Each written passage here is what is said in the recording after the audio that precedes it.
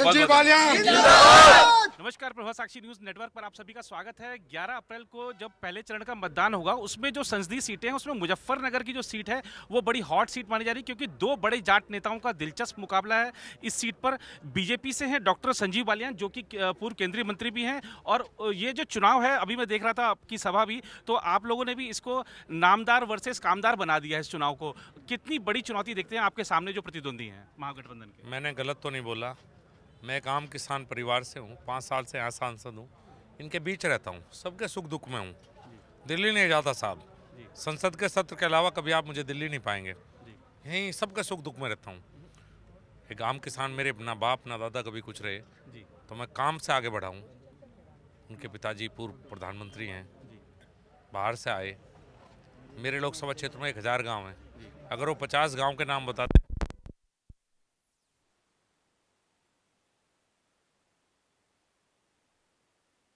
अगर हम बात करें आपके 5 साल की जो उपलब्धियां आप बता रहे हैं, जनता के बीच में जो जा रहे हैं, जनता के बीच में जो जा रहे हैं, आप अपनी 5 साल की उपलब्धियां बता रहे हैं, उसमें क्या मुख्य है? देखिए, मुख्य रूप से मुजफ्फरनगर जनपद में सड़कों पर जो मैंने काम किया, रेलवे का दोहरीकरण हुआ, रेल में काफ़ी काम हुआ है, बिजली में बहुत बड़ा काम हुआ मुजफ्फरनगर जनपद में। इन 3 फील्ड में बहुत अगर काम आप देखेंगे तो बहुत बड़े स्तर पर काम हुआ है।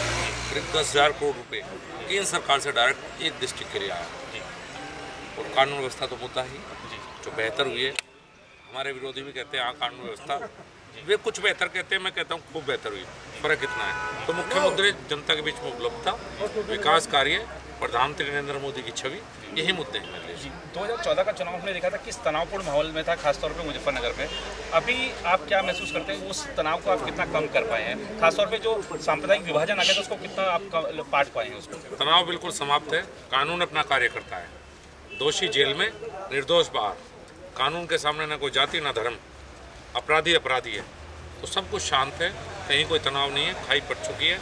मुझे कोई तनाव मुझे दिखाई नहीं देता। आप कृषि राज्य मंत्री भी रहे हैं, और खासतौर पे अगर हम बात करें, आज सवेरे से हम खासतौर पर पश्चिमी उत्तर प्रदेश में गन्ना किसान पूरी तरह से संतुष्ट नहीं है।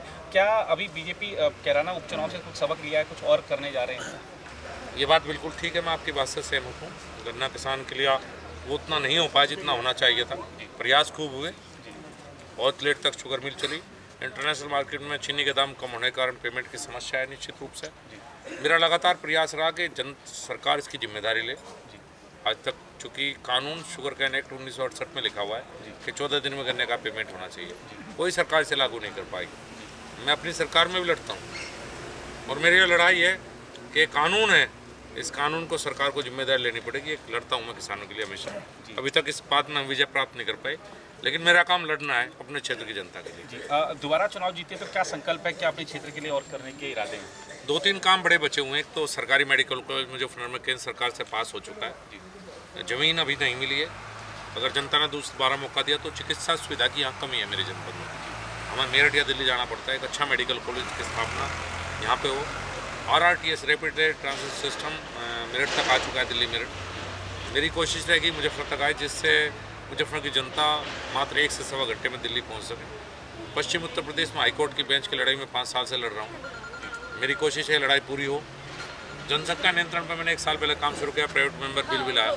मैं मानता हूं कि देश की समस्याओं का समाधान जनसंख्या नियंत्रण में, ये मेरा बहुत बड़ा मुद्दा है। इस मुद्दे पर काम करूँ। जी, एक चीज़ और है कि अभी एक चीज़ हम देख रहे हैं कि बीजेपी के जो खासतौर पर उम्मीदवार हैं, उन्होंने अपने काम से आगे रख दिया नरेंद्र मोदी का नाम।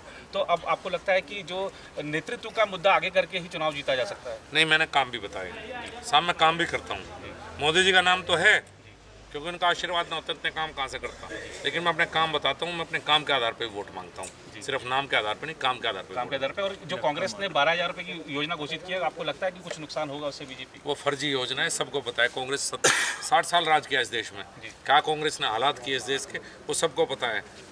10 साल पहले राहुल गांधी ने सरकार चलाई है प्रोक्सी तौर पे, तो सबको पता है। फर्जी बातें करते हैं राहुल गांधी, झूठ बोलते हैं। जी, आप क्योंकि कैबिनेट के भी सदस्य रहे, इसलिए आपसे एक खासतौर पे सवाल ये है कि ऐसे बीजेपी काम वो चुनाव के समय ही क्यों कर रही है जो कभी कांग्रेस ने इसकी इजाज़त नहीं दी थी? जैसे बालाकोट में स्ट्राइक हुई, एयर स्ट्राइक हुई, तो आया सामने कि पहले जो सेना ने अनुमति मांगी थी, नहीं मिली। आज सैटेलाइट जो लॉन्च हुआ, उसके बाद जब ये आशे आती है कि पहले यूपीए के कार्यकाल में अनुमति नहीं मिली थी, आप लोग इसको अनुमति दे रहे हैं, तो ये सब चुनाव के समय देश चाहता था।